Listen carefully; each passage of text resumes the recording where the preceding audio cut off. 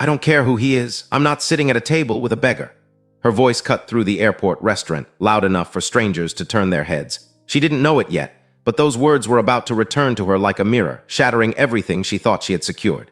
It happened inside a crowded airport restaurant, minutes before boarding. Daniel and Claire were seated together, laughing about their upcoming trip, the kind of excitement that comes before a new chapter.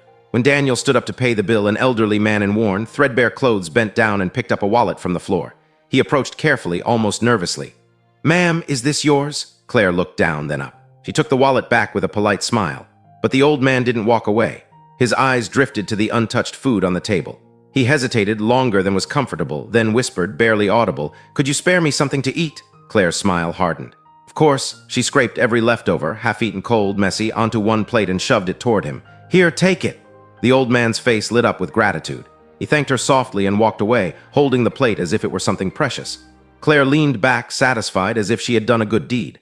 Seconds later, Daniel rushed back, panic written all over his face. "Claire, my wallet is gone." Without looking up, she handed it to him. "Relax, an old man found it." Daniel exhaled in relief. "Thank God my ID was in there. If I'd lost it, this trip would have been over."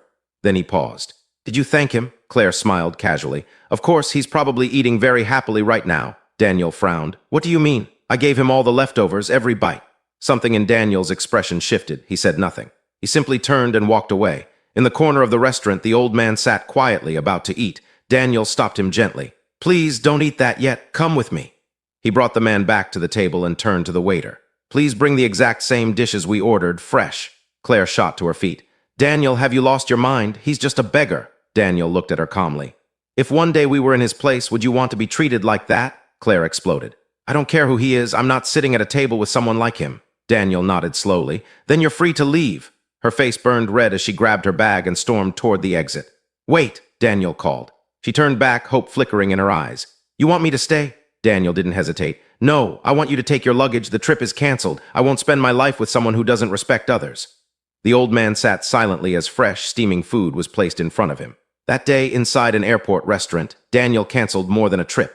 He chose the kind of man he would never become. Because true character is never measured by what you own, but by how you treat those who have nothing. If this story touched you, comment yes and share.